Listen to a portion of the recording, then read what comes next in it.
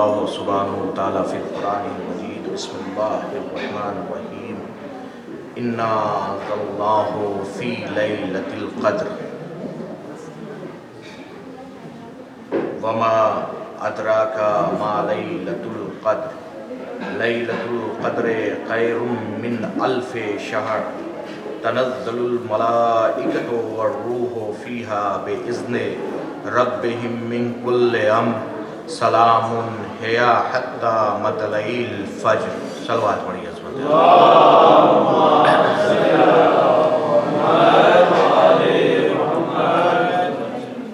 ہم اگر غور کریں فکر کریں تو واقعی ہمیں معلوم ہوتا ہے کہ یہ جو سورے میں نے جو سورے کی تلاوت کا شرف آپ کے سامنے حاصل کیا ہے یہ کوئی معمولی سورہ نہیں ہے، بلکہ اس میں اتنے سارے پیغامات ہیں، اتنے سارے مسائل بیان کیے گئے ہیں کہ اگر ہم دیکھیں تو پروردگار عالم اس میں کچھ بتانا چاہ رہا ہے، کچھ سمجھانا چاہ رہا ہے اپنے بندوں کو.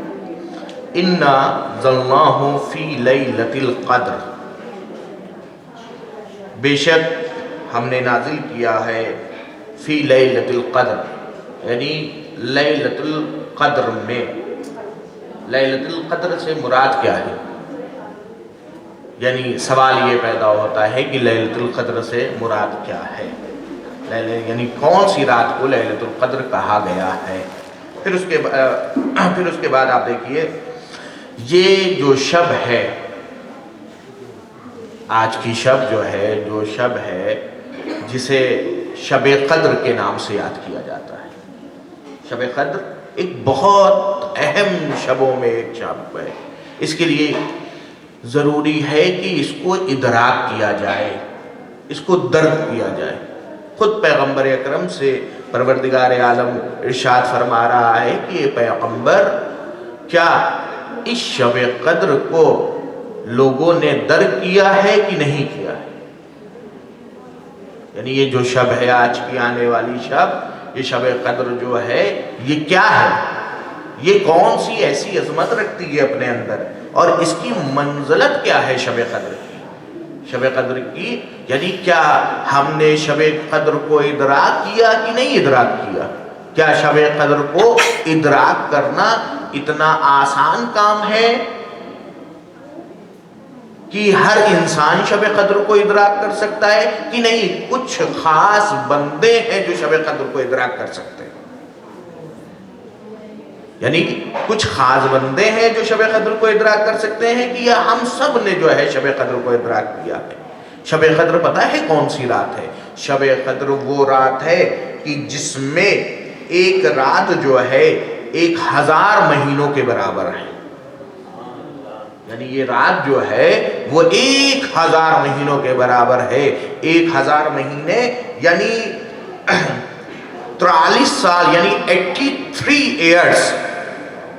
یعنی 1000 جو مہینے ہوتے ہیں وہ 83 ایئرز کا جو ہے وہ مہینے ہوتے ہیں. یعنی ایک شب کے اعمال، یعنی گویا اگر کسی نے شب قدر والے دن اعمال کو انجام دیا تو اس نے یعنی 83 ایئرز کا جو ہے اپنے اعمالوں کو انجام دیا. یعنی یہ فضیلت ہے آج کی شب کی. اگر آپ دیکھیں شب قدر جو ہے کوئی معمولی شب نہیں ہے کہ ہم یہ سوچیں کہ شب قدر آئی اور آنے کے بعد چلی گئی اور اسے ہم دیکھیں یا نہ دیکھیں.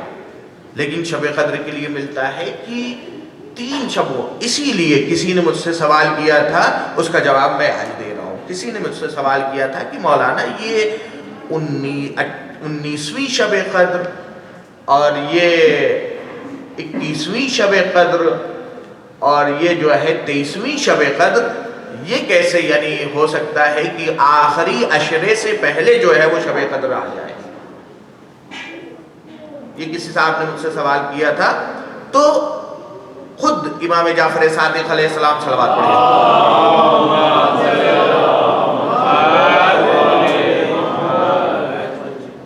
فرماتے ہیں امام جعفر صادق علیہ السلام فرماتے ہیں یہ جو شب قدر ہے یعنی 19ویں شب قدر کو آپ کی تقدیر لکھی جاتی ہے، یعنی جو ہے 19ویں شب قدر کو آپ کی تقدیریں لکھی جاتی ہیں، اور جو ہے 21ویں شب قدر کو جو ہے اس کو پھر سے ریٹ کیا جاتا ہے، کچھ بڑھانا گھٹانا ہو تو اس میں کیا جاتا ہے۔ اور یہ جو 23ویں شب قدر ہے جس کے لیے معصومین نے ارشاد فرمایا ہے کہ یہ 23ویں شب قدر یہ ایک ایسی شب قدر ہے کہ جس میں یہ تمہارے لکھے ہوئے اعمال، یہ تمہاری لکھی ہوئی سال بھر کی قسمتیں، تمہارے لکھے ہوئے اعمال کہ تم اچھے اعمال کرو گے کہ برے اعمال کرو گے، تم اس سال نیک عمل انجام دو گے کہ خراب عمل انجام دو گے، یہ جو تمہاری تقدیر لکھی جا رہی ہے یہ دونوں دن یعنی 19ویں شب قدر اور 21ویں شب قدر کو، یہ 23ویں شب قدر والے دن اس پر مہر لگائی جاتی ہے۔ آج کا دن وہ دن ہے کہ جس پر آپ کی تقدیر کی مہر لگائی جاتی ہے۔ اب آپ یہ دیکھیے کہ اگر آپ کو اپنی تقدیر بدلوانا ہے تو امام فرماتے ہیں کہ صرف ایک راستہ ہے کہ جس کے ذریعے سے آپ اپنی تقدیروں کو بدلوا سکتے ہیں، وہ ہے استغفار کا راستہ، وہ ہے اللہ سے گفتگو کا راستہ، وہ ہے اللہ کے نزدیک ہونے کا راستہ، وہ ہے آج کی شب جو ہے وہ 23ویں کی شب جو آ رہی ہے، جو ابھی کچھ دیر کے بعد جو ہے وارد ہو جائے گی، یہ شب میں آپ اپنے پروردگار عالم سے راز و نیاز کی گفتگو کریں۔ یہ 23ویں کی شب کوئی معمولی شب نہیں ہے، اس کے لیے ارشاد ہو رہا ہے کہ نزول قرآن یعنی یہی وہ شب ہے کہ جس میں نزول قرآن ہوا ہے۔ بھئی ایسے تو پیغمبر اکرم کے اوپر جو ہے وہ جب بعثت یعنی 40 سال کی عمر سے قرآن نازل ہونا شروع ہو گئے، اور اس کے بعد جو ہے 63 سال کی عمر تک یعنی 23 ایئرز ٹوٹل جو ہے وہ پیغمبر اکرم کے اوپر جو ہے وہ قرآن کا سلسلہ جاری اور ساری رہا، مختلف مقامات پر، مختلف جگہ، مختلف موقعوں پر، کہیں کوئی آیت آ رہی ہے، کہیں کوئی آیت آ رہی ہے، کہیں جنگ میں آ رہی ہے آیت، کہیں گھر میں آ رہی ہے آیت، کہیں مسجد میں آ رہی ہے آیت، کبھی نماز کی حالت میں آ رہی ہے، یعنی مختلف موقعوں پر پیغمبر اکرم کے اوپر جو ہے وہ آیتیں نازل ہوتی رہی۔ لیکن پروردگار عالم نے قرآن کو 2 طریقوں سے نازل کیا۔ ایک طریقہ یہ ہے کہ تدریجی صورت میں، تدریجی کہتے ہیں اس سسٹم کو جو ڈیوائیڈ کر کے نازل ہو رہا ہے، اسے کہتے ہیں تدریجی۔ یعنی ایک آیت نازل ہوئی پھر رک گیا، پھر دوسری آیت نازل ہوئی پھر رک گیا، تیسری آیت نازل ہوئی پھر رک گیا، ایک سورہ نازل ہوا پھر رک گیا، اس طریقے سے جو ہے وہ تدریجی سسٹم میں نازل ہو رہا ہے۔ ٹھیک ہے۔ دوسرا مسئلہ جو آتا ہے وہ یہ آتا ہے کہ ایک تدریجی سسٹم ہو گیا، ایک ہوتا ہے دفعی سسٹم، یعنی ایک ساتھ قرآن کو نازل کر دیا گیا۔ اب ایک ساتھ جو قرآن کو نازل کر دیا گیا ہے تو وہ کب نازل کیا گیا؟ سوال اٹھتا ہے نا کہ ایک سال، بھائی تدریجی تو سمجھ میں آ گیا کہ ایک بار جنگ پہ تھے پیغمبر اکرم جو ہے آیت نازل ہوئی، رکوع کے حالت معلوم چلا نماز پڑھ رہے تھے تو آیت نازل ہوئی، گھر میں تھے بیت الشرف میں تشریف فرماتا ہے تو آیت نازل ہوئی، ہجرت کرنے کا ارادہ کیا تو آیت نازل ہوئی۔ یعنی آپ یہ دیکھیے کہ آیتوں کا مسلسل جو ہے وہ سلسلہ جاری اور ساری تھا۔ یہ ہو گیا، یہ سمجھ میں آتے ہیں۔ لیکن یہ سوال اٹھتا ہے کہ جو دفعی صورت میں قرآن نازل ہوا ہے وہ کب نازل ہوا ہے؟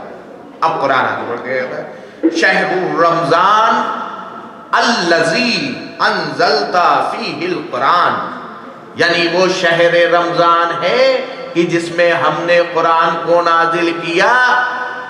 اور آپ دیکھیں کہ شہر رمضان الذی انزلت فیہ القرآن، یہ وہ شہر رمضان ہے، مخصوص کر رہا ہے پروردگار عالم کہ یہ شہر رمضان ہے کہ جس میں ہم نے قرآن کو نازل کیا۔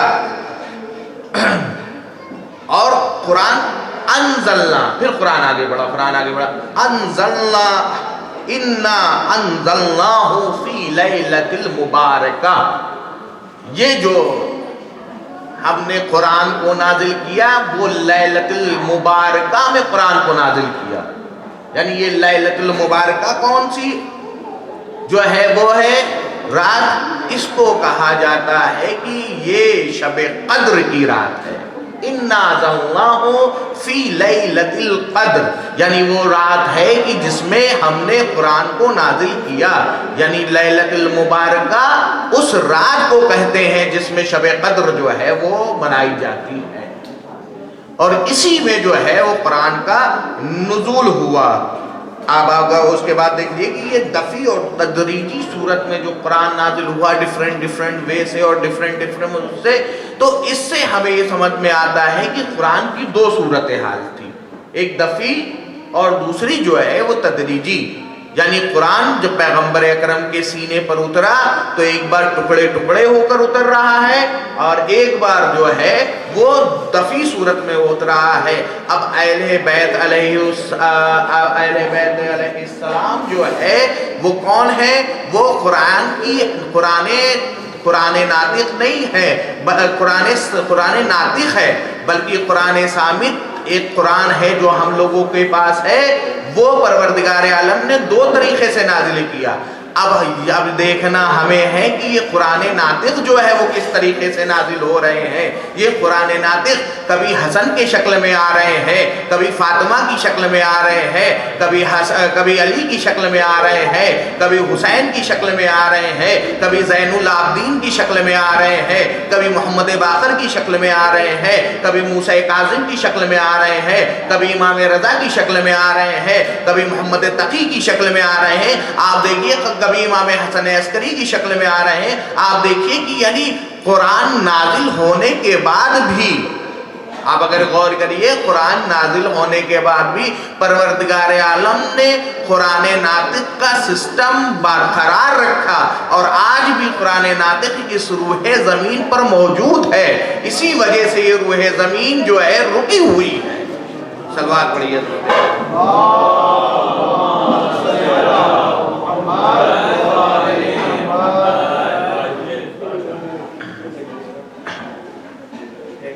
آپ یہ دیکھیے کہ اس کے بعد جو ہے کہتے ہیں کہ یہ وہ شب ہے لیلۃ ال23، یعنی یہ وہ شب ہے، یہ اتنی مخصوص شب ہے کہ جس شب میں جو ہے کیا کیا جاتا ہے؟ ہمارے اعمال پر مہر لگائی جاتی ہے.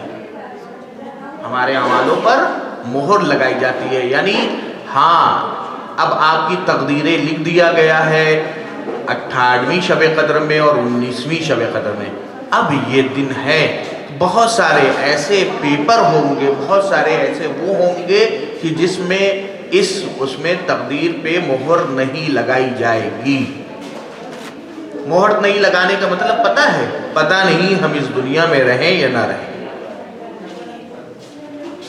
مہر نہیں لگنے کا مطلب پتہ ہے؟ مطلب یہ ہے کہ اس سال میں پتہ نہیں ہم اس دنیا میں رہیں گے کہ نہیں رہیں گے. تقدیر لکھ دیا گیا، اس کے بعد مہر نہیں لگی. مہر نہیں لگی یعنی اس دنیا میں ہم رہیں گے یا نہیں رہیں گے اس کا علم ہمیں نہیں ہے.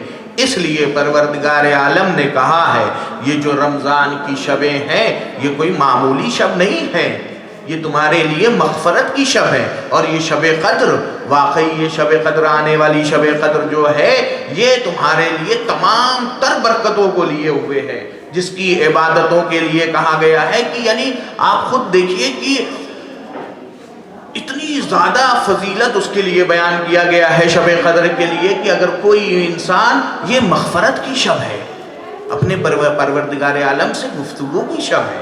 ہم ایک بار آمادہ تو ہوں، ایک بار اپنے آپ کو تیار تو کریں اپنے پروردگار عالم کی بارگاہ میں جانے کے لیے.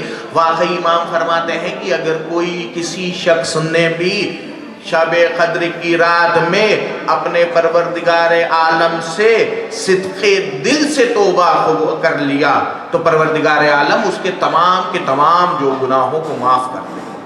لیکن شرط ہے صدق دل. صدق دل بہت امپورٹنٹ چیز ہے. یعنی صدق دل اسے کہتے ہیں کہ جس میں پروردگار عالم سے انسان یہ وعدہ کرتا ہے کہ پروردگار عالم جانے انجانے میں مجھ سے یہ گناہ سرزد ہوا تھا، پروردگار میں وعدہ کرتا ہوں تیرے حبیب کا صدقہ دے کر تجھ سے کہ میں آئندہ یہ گناہ دوبارہ نہیں کروں گا۔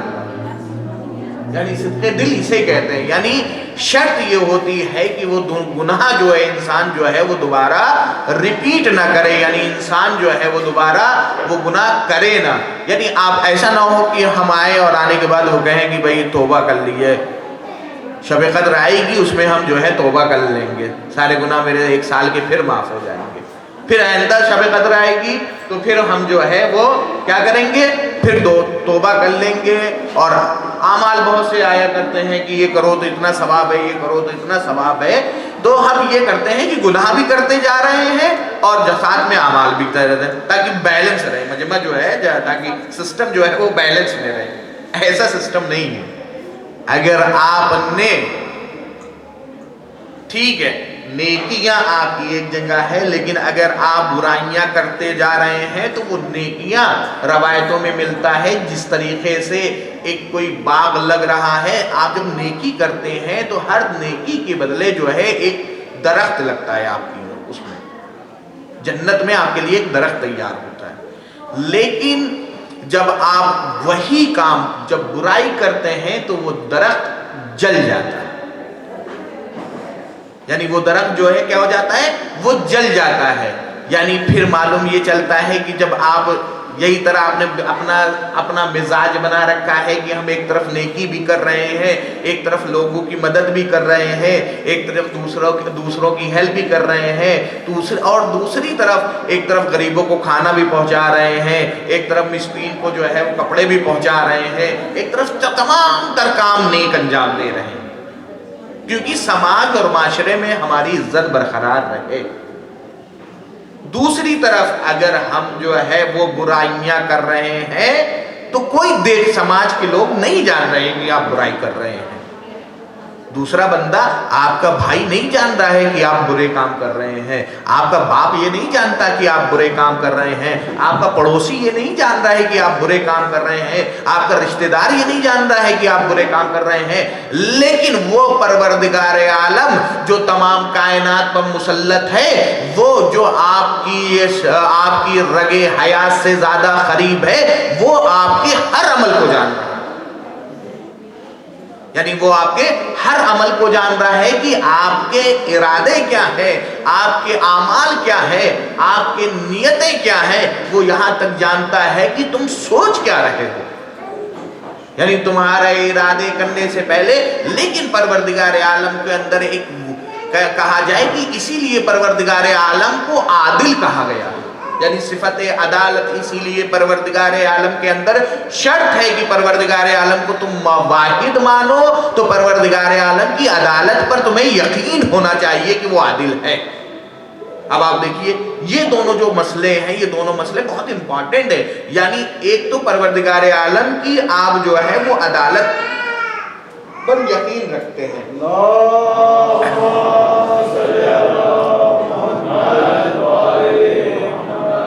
ایک تو پروردگار عالم کی عدالت پر آپ یقین رکھنا، دوسرا اس کو یعنی ایکتا ماننا کہ پروردگار عالم تیری ذات کے علاوہ کوئی ایسی ذات نہیں ہے اس دنیا میں، یعنی ایک گاڈ ماننا، یعنی اللہ کو ایک ماننا، یہ بہت امپورٹنٹ سی چیز ہے، اللہ کو ایک ماننا، اس کے ساتھ عدالت شرط ہے۔ اگر آپ اللہ کو عادل نہیں مانتے ہیں اور صرف اللہ کو ایک مانتے ہیں تب بھی آپ کی توحید کامل نہیں ہوتی، یعنی آپ کی توحید جو ہے، یعنی آپ جو توحید پر بلیو رکھتے ہیں، یعنی جو اعتقاد رکھتے ہیں آپ کا توحید پر، وہ کامل نہیں ہوتا، یعنی توحید یعنی اللہ کو ایک ماننا، اس کے ساتھ اس کی عدالت پر بھی یقین رکھنا شرط، یعنی یہ دونوں چیزیں ایک ساتھ ہے، یعنی تبھی آپ یہ فیصلہ کر سکتا ہے کہ وہ جو جسٹس ہے، جو فیصلہ کرنے والا ہے، وہ عادل ہے، یعنی جو جسٹس ہے وہ عادل ہے، وہ جس طریقے سے ہم کام کریں گے اس کے مطابق وہ سزا اور جزا جو ہے وہ دے گا۔ اب جیسے کسی نے مجھ سے پوچھا کہ یہ بتائیے کہ کیا اسلام کے اندر جو ہے انسان داخل ہو گیا، لا الہ الا اللہ محمد رسول اللہ اس نے پڑھ لیا، تو کیا وہ جنت کا حقدار ہو گیا؟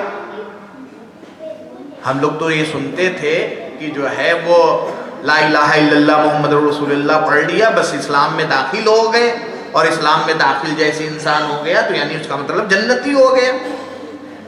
یہی ہونا چاہیے نا، یعنی جیسے ہی اسلام کے اندر انسان داخل ہوا یعنی جنتی ہو گیا۔ کیا ایسا سسٹم ہے اسلام میں؟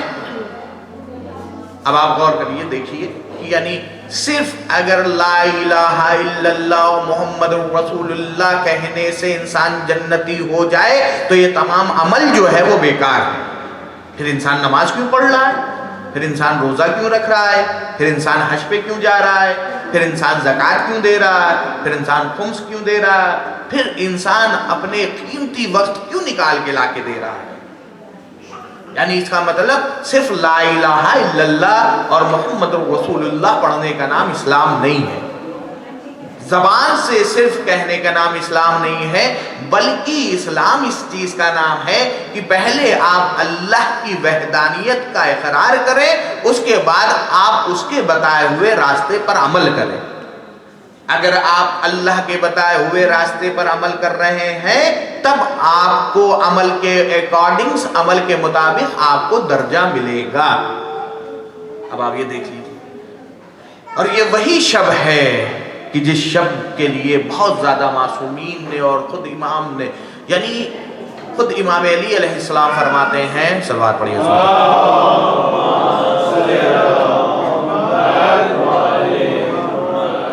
کہ 5 موقع ایسے ہیں، اس شب کی 5 چیزیں ایسی ہیں کہ جو انسان کو ادراک کرنی چاہیے۔ پہلی چیز یہ ہے کہ انسان خلوص نیت کے ساتھ اپنے پروردگار عالم کی بارگاہ میں جائے۔ دوسری چیز یہ ہے کہ انسان یعنی خلوص نیت کے ساتھ جائے، جانے کے بعد وہ عبادت کرے، استغفار کرے، جتنا ممکن ہو وہ استغفار کرے شب میں۔ اگر وہ استغفار، یعنی سب سے بڑا اسلحہ انسان کے لیے جو ہے وہ استغفار ہے۔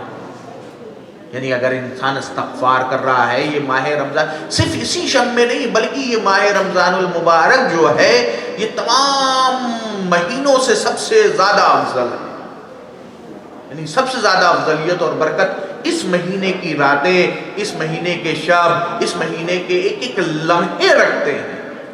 یعنی جو لمحے ہم گزار رہے ہیں زندگی کے، یہ سب اس مہینے خوش نصیب ہیں کہ ہمیں ماہ مبارک رمضان نصیب ہوا۔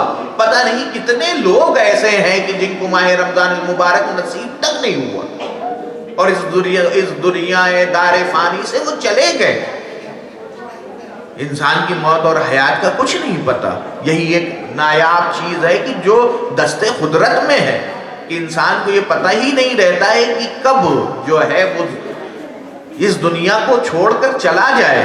یہ خوش قسمت وقت جو آپ کو ملا ہے، اس میں ہمیں چاہیے کہ ہم اپنے رب العزت سے اپنی مغفرت کرا لیں۔ امام جعفر صادق علیہ السلام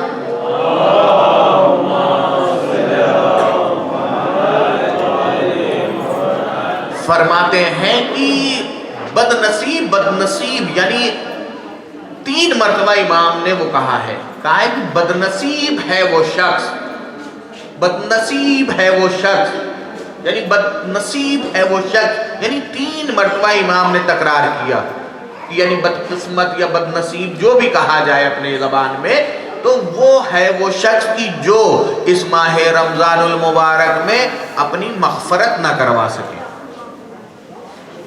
یعنی بلکہ ہمیں تو اپنی بھی مغفرت کروانا چاہیے اور اپنے مرحومین کی بھی مغفرت کے لیے پروردگار عالم سے دعا کرنا چاہیے کہ بار الہ جو ہمارے مرحومین سے غلطی ہوئی ہے، ہمارے نیک عمل اور نیک ارادے کے واسطے سے ہم جو تیری بارگاہ میں سجدہ کر رہے ہیں، ہم جو تیری بارگاہ میں قرآن پڑھ رہے ہیں، ہم جو تیری بارگاہ میں نمازیں پڑھ رہے ہیں، اس کے طفیل میں پروردگار آل محمد کے صدقے میں ہمارے اور ہمارے مرحومین کے گناہوں کی مغفرت فرما۔ یعنی ابھی ہمارے پاس یہ صلاحیتیں ہیں کہ ہم اپنی مغفرتیں کروا سکتے ہیں، لیکن جب اس دنیا دار فانی سے ہم چلے جائیں گے تو ہمارے پاس یہ صلاحیتیں پتہ نہیں ہو یا نہ ہو، تب ہمارے پاس یہ صلاحیتیں نہیں ہوتی کہ پروردگار اب مجھے معاف کر دے، پروردگار اب مجھے معاف کر دے، پروردگار اب مجھے ایسا کر دے۔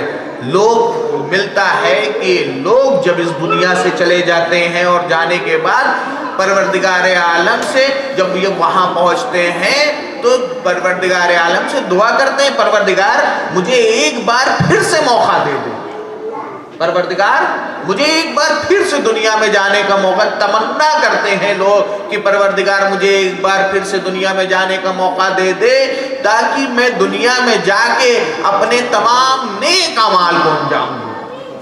لیکن یہ موقع جب ہاتھ سے نکل جاتا ہے عزیزوں تو یہ موقع واپس نہیں آتا۔ پتہ نہیں ہماری اولادیں، پتہ نہیں اولادیں آپ کے لیے مغفرت طلب کریں یا نہ طلب کریں، یہ ضروری ہے کہ ہم اپنے سے پروردگار ہم یہ روش رکھیں تاکہ ہمیں یہ پتہ ہونا چاہیے کہ ان شبوں میں شبہ قدر جو آنے والے ہیں، یعنی ان شبوں میں مغفرت کے لیے دعائیں طلب کریں، اور اسی کے ساتھ مغفرت کے ساتھ ہم جو ہے وہ اپنے مرحومین کے لیے بھی مغفرت کی دعائیں طلب کریں۔ اگر ہمیں جو ہے ہم اپنے شہداء کے لیے مغفرت کی طلب جو ہے وہ دعائیں طلب کریں، ہم اپنے علماء کے لیے مغفرت کی جو ہے دعائیں طلب کریں، ہم اپنے صالحین بندے جو اس دنیا سے چلے گئے ہیں ان تمام لوگوں کے لیے ہم مغفرت کی دعائیں۔ مولا متقیان کا یہ وہ تھا، یعنی وظیفہ تھا۔ مولا متقیان جب جو ہے مصلی عبادت پہ جاتے تھے تو ایک صحابی ہے جو مولا متقیان کو دیکھ رہا ہے کہ وہ مسجد میں کھڑے ہوئے ہیں، اور مسجد میں مولا متقیان کھڑے ہوئے تھے تو انہوں نے دیکھا کہ مولا ہے اور مولا جو ہے ان کے پاؤں تھر تھرا رہے ہیں، مولا متقیان کے جو ہے وہ پاؤں جو ہے وہ تھر تھرا رہے ہیں اور ہاتھوں میں جیسے لرزہ پڑا ہوا ہے، اور اس کے بعد زبان جو ہے ان کی جو ہونٹ ہیں وہ کچھ ہل رہے ہیں اور ایک بدن میں جیسے ایک لرزہ طاری ہے۔ اب جیسے ہی یہ صحابی نے دیکھا اور جلدی سے اس نے یہ منظر دیکھا تو دیکھنے کے بعد فوراً در بطول پر آ گیا، یعنی جناب فاطمہ سلام اللہ علیہا کے صلوات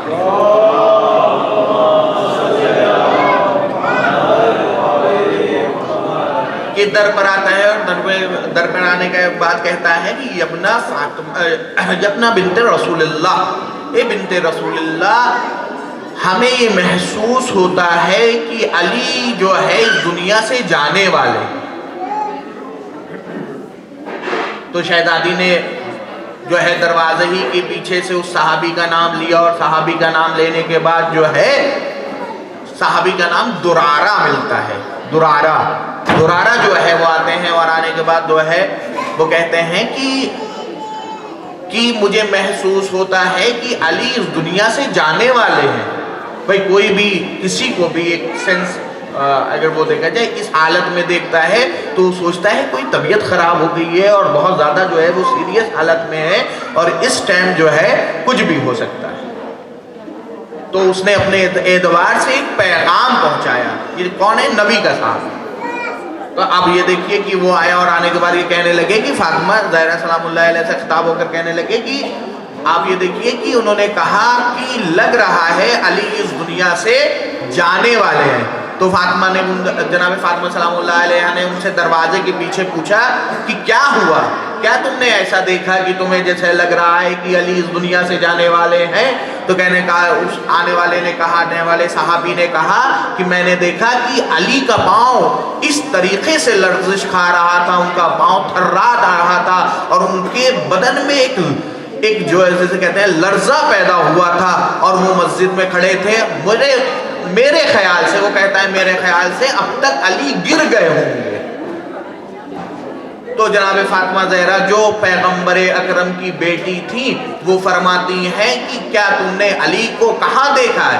تو کہتا ہے ہم نے مسجد میں کھڑا ہوا علی کو دیکھا ہے۔ تو کہنے لگے کہ تم نے یہ پہلی مرتبہ دیکھا ہے علی کو اس حالت میں نے علی کو 1000 مرتبہ اس حالت میں دیکھا ہے کہ جب علی اپنے پروردگار عالم کے سامنے جاتے ہیں تو اس حالت میں جاتے ہیں۔ یعنی یہ عالم ہوتا ہے امیر المومنین کا۔ یعنی آپ یہ دیکھیے کہ یہ حالت ہے جو وقت کا امام ہے، اس کی یہ حالت ہے جب بار الہ کے سامنے جا رہا ہے، یعنی ہاتھ پاؤں جو ہے وہ یعنی تھرا رہے اس کے ہاتھ پاؤں۔ یعنی جو فاتح خیبر ہو، جو فاتح بدر و حنین ہو، جو ہے تمام جنگوں کا جو ہے فاتح ہو وہ، لیکن جب بار الہ کے بزم میں جا رہا ہے، بار الہ کے سامنے جا رہا ہے تو اس کے پاؤں ہاتھ تھرا رہے ہیں۔ یعنی آپ دیکھیے کہ وہ اسی لیے مولا متقیان نے ارشاد فرمایا، صلوات پڑھیے عظمت عالم،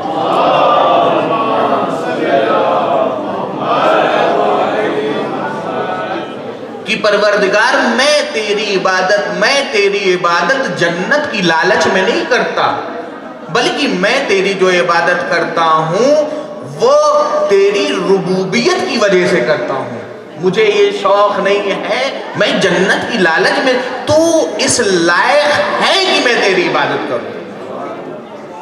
یعنی پروردگار میں کوئی جنت کی لالچ میں تیری عبادت نہیں کرتا، نہ دوزخ کے ڈر سے میں تیری عبادت کرتا ہوں، بلکہ تجھے میں نے لائق عبادت پایا تو میں تیری عبادت کرتا ہوں۔ اب آپ دیکھیے مولا متقیان کا یہ فقرہ کوئی معمولی فقرہ نہیں ہے کہ میں نے تجھے صاحب عبادت پایا، یعنی عبادت کے لائق پایا تو میں تیری عبادت کرتا ہوں۔ وہ علی جو اتنا جو ہے تمام جنگوں کو جیتا ہوا ہے، لیکن جب مسلح عبادت پہ آتا ہے، واقعی یہ شب، بس میں اپنی گفتگو کو سمیٹ رہا ہوں کہ واقعی یہ شب بڑی ادراک کی شب ہے۔ ہمیں جتنے سے زیادہ چاہیے اچھے سے اچھے اعمال انجام دے، اور یہ جو شام ہے، یہ جو شب ہے، اس میں صدقہ دینے کا بھی بہت زیادہ ثواب ہے، اس میں غریبوں کو کھانا کھلانے کا بھی بہت زیادہ ثواب ہے۔ یہ جو شب ہے، اس شب میں جو ہے کسی کی روزہ افطار کرانے کا بھی بہت ثواب ہے۔ روزہ افطار کے لیے ملتا ہے کہ مولا پیغمبر اکرم کے زمانے میں یہ تھا کہ پیغمبر اکرم نے روزہ افطار کرنے کا ثواب بتایا، یعنی بتایا کہ روزہ افطار کرایا جائے۔ تو کسی نے کہا کہ پیغمبر اکرم سے فرمایا کہ میں اتنا استطاعت نہیں رکھتا، یعنی میں اتنی قوت نہیں رکھتا کہ میں لوگوں کو روزہ افطار کراؤں۔ تو پیغمبر اکرم نے کہا کہ تم آدھی کھجور سے لوگوں کا روزہ افطار کراؤ۔ ضروری نہیں ہے کہ ان کو پورا کھانا دو، ضروری نہیں ہے کہ ان کو پورا وہ دو، سادہ پانی اور آدھی کھجور سے بھی اگر تم نے ایک روزے دار کا روزہ افطار کرایا تو یعنی تم نے 1000 غلاموں کو جو ہے آزاد کرایا۔ یعنی تم نے 1000 غلاموں کو جو ہے وہ آزاد کرایا۔ ایک روزہ افطار، ایک روزہ دار کا اگر افطار کرانے کا اتنا ثواب ہے تو اب یہ سمجھ لیجئے کہ جب ایک مومن، ایک انسان ہزار روزے داروں کا افطار کرا رہا ہے، 50 روزے داروں کا افطار کرا رہا ہے، تو اس کے اکاؤنٹ میں کتنا ثواب جمع ہو رہا ہے۔ واقعی یہ برکت صرف یہ ماہ رمضان کی ہے، ماہ رمضان کے علاوہ یہ تمام ثواب نہیں ملتے۔ یہ برکت، یہ نعمتیں، یہ تمام چیزیں اس ماہ رمضان کی ہیں۔ تو آئیے ہم دعا کرتے ہیں اس بار الہ کی بارگاہ میں کہ پروردگار عالم یہ شب قدر کی توفیق ہم سب کو عطا فرما۔ پروردگار ہم دعا کرتے ہیں تیری بارگاہ میں اس شب کے صدقے میں جو آنے والی شبیں ہیں، شب قدر کی جو آنے والی شب ہے، پروردگار ہم سب کو اپنی مغفرت فرما۔ پروردگار تجھے واسطہ محمد والے محمد کا کہ ہمارے جتنے بھی شیعان حیدر کرار اور جہاں جہاں بھی مومنین ہیں، ان سب کو جتنے بھی، سب کی مغفرت فرما آل محمد کے صدقے میں۔ جتنے بھی مسلمان، جتنے بھی مسلمات جہاں جہاں بھی ہیں، یہ سب بندان خدا کی جو ہے، بندگان خدا کی مغفرت فرما۔ پروردگار تجھے واسطہ محمد والے محمد کا کہ جتنے بھی بچے علم حاصل کر رہے ہیں سب کو اور توفیق عطا فرما۔ پروردگار تجھے واسطہ محمد والے محمد کا کہ ہمارے جتنے بھی مسلمان جہاں جہاں بھی ہیں اور وہ بیمار ہیں کسی بھی قسم کی بیماریوں سے جو ہے وہ مبتلا ہے تو ان کو جو ہے شفاء کاملہ عطا فرما۔ پروردگار تجھے واسطہ محمد وآل محمد کا جتنے بھی مومنین جہاں جہاں ہے اور رزق کی تلاش میں ہے ان کو جلد سے جلد رزق عطا فرما۔ پروردگار اس شب کا واسطہ تجھے کہ میں دعا کرتا ہوں کہ پروردگار ہمیں آخری وقت تک جو ہے صراط مستقیم پر قائم اور دائم رکھنا۔ پروردگار تجھے واسطہ محمد وآل محمد کا کہ ہمارے وقت کے امام زمانہ کے ظہور میں تعجیل فرما۔ ربنا آتنا فی الدنیا حسنۃ وفی الآخرۃ۔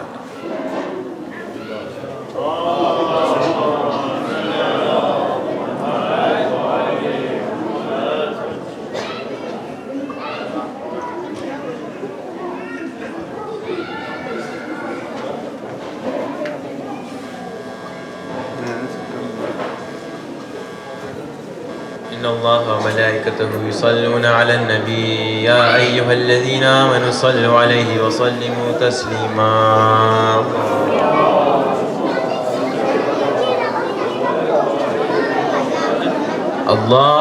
الله أكبر الله أكبر الله أكبر الله أكبر أشهد أن لا إله إلا الله أشهد أن لا إله إلا الله أشهد أن محمدا رسول الله أشهد أن محمدا رسول الله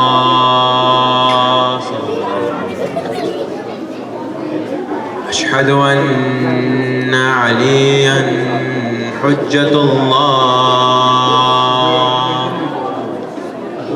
أشهد أن عليا حجة الله